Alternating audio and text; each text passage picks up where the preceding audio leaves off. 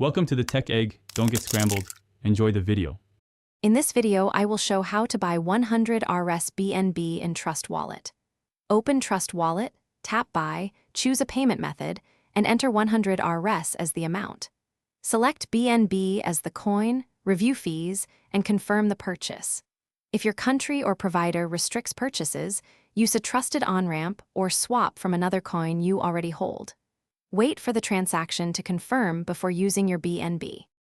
Begin by linking a card or bank method in Trust Wallet that supports fiat purchases.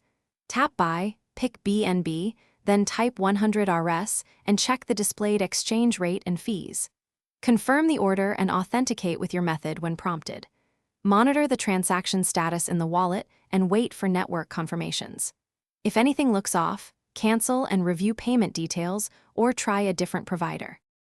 Small purchases like 100 RS can incur high percentage fees, so compare providers inside Trust Wallet before buying. Consider batching purchases if fees make small buys uneconomical, and always verify the recipient address before sending funds.